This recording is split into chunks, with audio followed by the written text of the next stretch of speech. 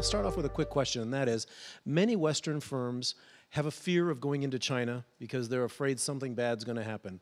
Their IP might be stolen, their product might be pirated, or in other words, copied. Should Western firms be afraid of that? If so, how can they protect themselves against that sort of an outcome? I personally don't think that that is a huge risk. I mean, of course, there are lots of IP infringements in China, but I think in general, when contracts are clear, the Chinese stick to them vigorously. The Chinese don't like things that are gray. Much of their life is already ambiguous. So when you do have the opportunity to have crystal clear commercial terms, I think that the Chinese abide by them. But you have to first establish trust so that those terms can be outlined with a win-win proposition. So in all of my years, I have never been, 15 years, a victim of a bad contract. So I think that once the contract is set, things work reasonably well. Okay, thank you. Yes, sir, please. My name is Sunny. Hi. From the Business School alumni. And you speak more Chinese than me. So although I'm born in this area, I think you probably know more Chinese than me. I just have a question that I want to share with you. You mentioned that the conformism militates against innovation. Okay, Chinese society, as you have mentioned, is based on stability, harmony, and respect for the family. Yet, I don't see that change in the many, many thousands of years from ancient China to now. I think that's basically quite stable, and I think that is a very, very fair observation. Yet, we know that ancient China produces innovation like the Great Wall, probably engines, what do you call it, fireworks. You know, there's a prelude to the rockets, Right. gunpowder probably, quite a few innovations, and all of them are Chinese origin. So the basis of the society has not changed, as mentioned, stability, respect. So what do you think happened from ancient China to now? What happened? You know, where has the innovation disappeared to? Well, I think I mean, there are so many different theories of why China has failed to sustain innovation. The high income equilibrium trap, inherent anti-individualism. But I think the question that I have, and I am not a historian at all, but these innovations, you know, the four classic innovations, my question is, how secularized, how much of part of society, everyday society, did they permeate? Or were they tools of a ruling class? Did they ever create bonds and linkages between those that ruled and those that were ruled? And that's not what I'm sure of.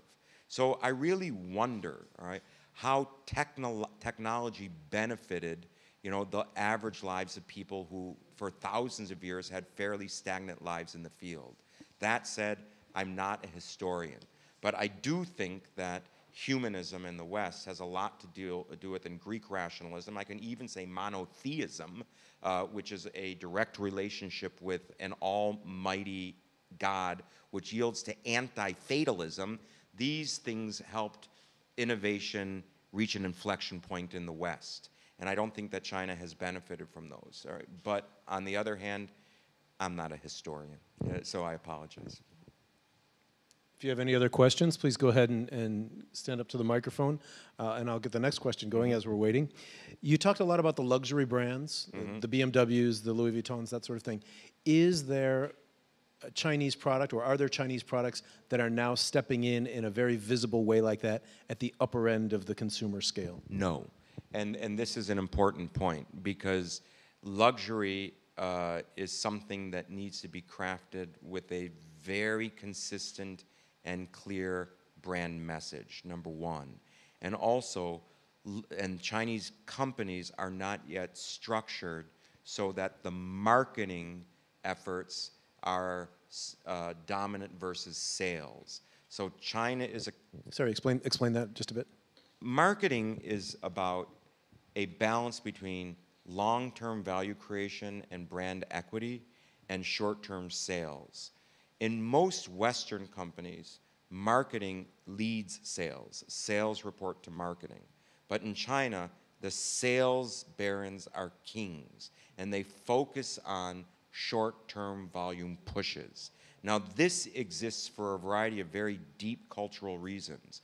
The natural hierarchical structure of Chinese organizations, which reflects Chinese hierarchical orientation, the nature of Chinese leadership, which is a little bit different.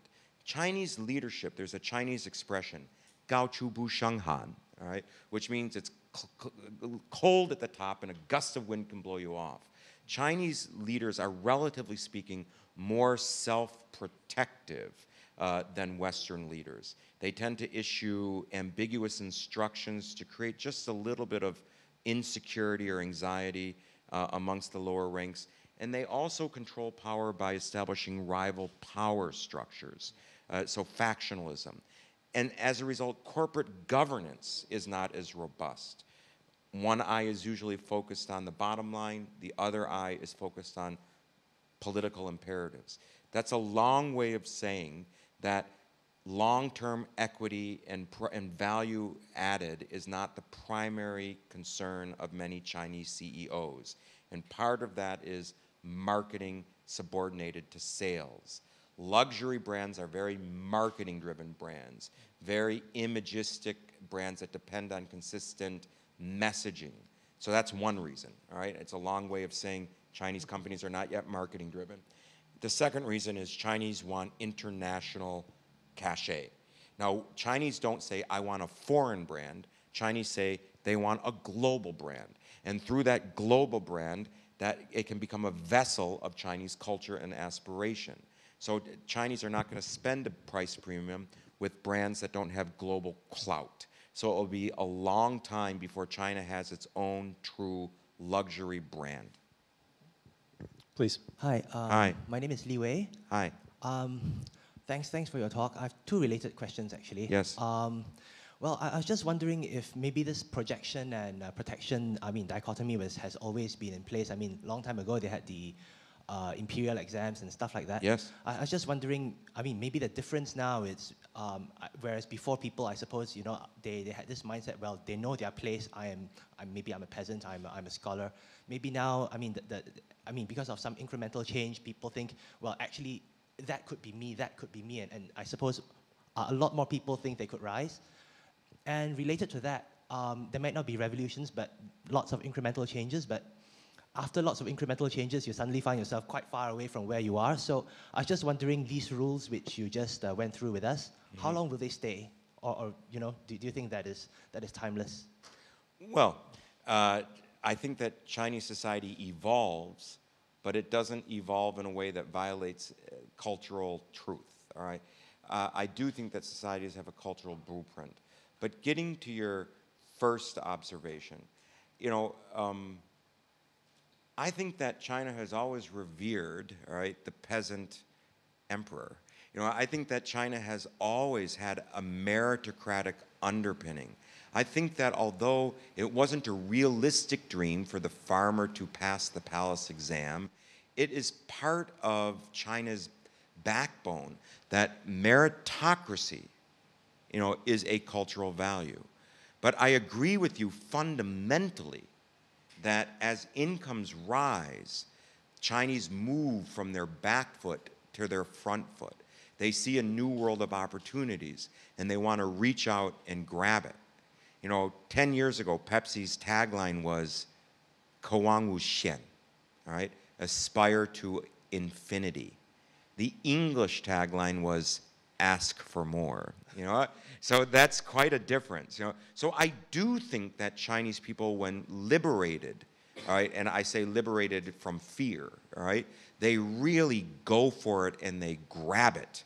But I think that this instinct has been activated by economic circumstances. And if things go back, people will go back to the back foot. You saw that in 2008 crisis, and you also see that in the complete stagnation now of luxury sales, given that there's some insecurity now in 2012.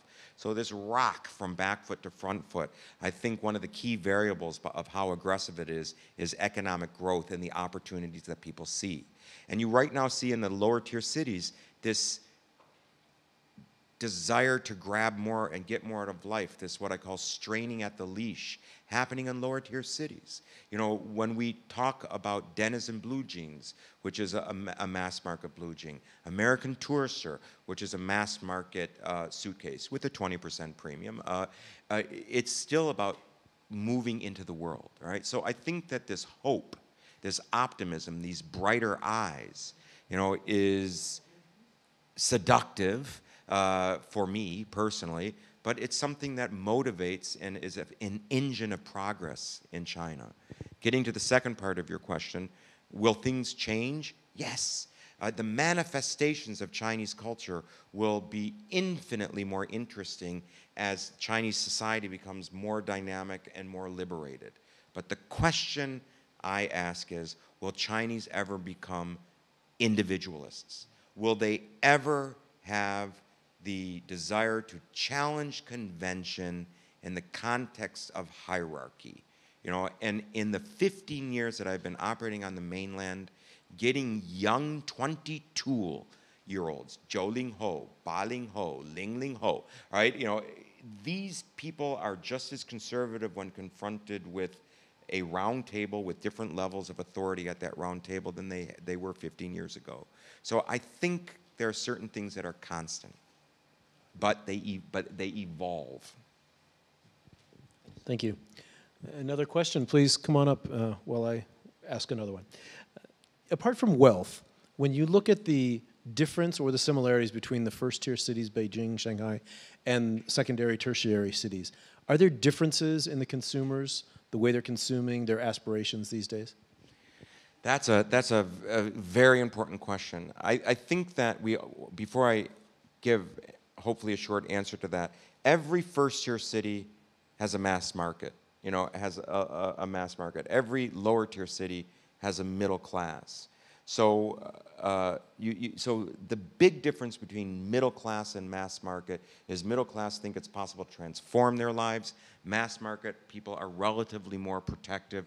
They don't have the confidence that the middle class does in the future. So these two groups of segments are in all cities. It's just that the mass market is, relatively speaking, bigger in lower tier markets. So it's not a black and white question between upper tier cities and lower tier cities. That said, lower tier cities are newer consumers, even middle class to middle class. So that means they need more reassurance and they need simpler messages, all right? So even when you're buying a car, safety reassurance is going to be relatively more important for the lower tier cities than in the first tier cities. Messages can be more aggressive. Creative can be more challenging. Right? But the real difference is not first tier versus lower tier, but it's mass market versus middle class. I know you're not a poli-scientist. Not at all. Can't you tell? I exist on the fringes of legitimacy. I'm advertising. But wait till the second part of my question. But clearly you have an understanding of how the society is working at certain levels. Are you surprised with what's been going on with the protests against Japan and the ability or the leniency with which the government has sort of let the crowds sort of express themselves? Not really. I think this is going according to script, actually. You know, I think that what I am so clearly a lot of these protests were approved, if not explicitly encouraged by the government. I think a lot of people suspect that the government encouraged them because there was some very political, sensitive things happening. Xi Jinping basically disappeared for 2 weeks, you know, creating a great deal of anxiety regarding the stability of the leadership transition. But what's new now is that when you read the blogosphere, a lot of Chinese don't like the protests. A lot of Chinese are saying the protests are not reasonable. Right? The Diaoyu Islands, every Chinese person thinks that those are China's territory. Right? But when it comes to the way that Japanese property has been destroyed in China, there are a lot of people that say not good. Right? They say not good for 2 reasons. One, because these are Chinese business interests. A Uniqlo store is probably a Chinese guy franchising it, all right? A Toyota dealership is not necessarily owned by the Japanese, all right? So they think that they're attacking Chinese interests that just happen to be using, all right, a Japanese brand. That's first. And second, I think they feel that China is losing dignity with this type of protest being broadcast around the world. So Chinese are emerging as a nation of realists, and I think the government needs to recognize that a little bit more. But that's what surprised me. What surprised me is the people's reaction to the protests. I think a lot of people don't support them. A couple more questions. Let's focus a little more specifically on JWT. When you sit in to do client pitches or business development at the level... We don't pitch. No, I'm just kidding. We do. Right? I'm just being arrogant. Yeah. They come to you. They all come to you, right? Just a joke, yeah. What are you hearing from either North American or European companies that either makes you sad or gives you hope that maybe the West is figured out what's going on in China? Well, I think that in the past 10 years, multinational companies have gotten much, much smarter. I mean, if you really think about some of the egregious errors that Western companies made in the past, Best Buy was a terrible error, you know, because they completely misunderstood the retail model in China. I thought another horrifying error was eBay, you know, when they violated the rules of online transaction. They didn't reassure in terms of safety, and they charged trading fees, you know. So I shouldn't say this, there's a breakfast client that we have that, you know, really wanted to convince Chinese to crunch in the morning when Chinese people need warm hugs in the morning. So you've really got to, if you're going to change behavior, you have to be very aggressive about it. So these type of mistakes are happening much less frequently. And I think that the multinationals are smarter for the simple reason that it costs too much to fail. The cost of media in China is 250% that of China relative to, you know, revenue. So in the West, most marketers spend about 6% on advertising. In China, it's probably up to 15%. And so the costs are skyrocketing and inflation is high. And also, I think people have learned over time. I think Western companies have made progress. You know, we Americans, for example, you are cursed with Americanism, correct? I'm just kidding. We're all, but you know, when we go into China, it's not like we say, oh, we're better than them. It's like, where am I? I'm not in Kansas anymore. And I think that Americans have learned quickly, so have the Europeans, relatively speaking. So I'm pleased with the progress. I think it's these iconic brands that view their brands as religions, the Nikes, the luxury brands, you know, these are the ones that are having more trouble. So I think the luxury segment, despite its growth, is probably the least sophisticated in marketing anywhere. What couple of brands do you think will be the standouts in coming years, aside from the ones that perhaps were mentioned in your presentation? Who are the ones that are coming up that you think get it, that will be big? Well, I think P&G always gets it. I mean, practically every P&G brand. I mean, they are princes of enlightened consistency. They're very good. If you were going to go into the luxury brands, I think that certain ones get it right. I think Giorgio Armani gets it right, usually through product. I think Zegna gets it right.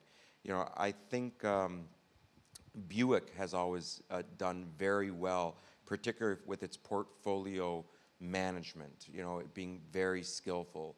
You know, they managed to have lower tiers of cars without diluting the Buick name, and I think they've done a skillful job. Victoria's Secret will never win because Chinese women won't pay a 250% price premium for silk that only he can feel in the dark. All right, but I'm having. That's interesting, though. You know, I mean that. Yeah. You know. So let's see. Ask me a brand, and I'll tell you whether I think it's doing well. I can't think right now. Okay. Yeah. If there are no other questions, we'll stop the questions here. Let's give a round of applause to. Thank you very much.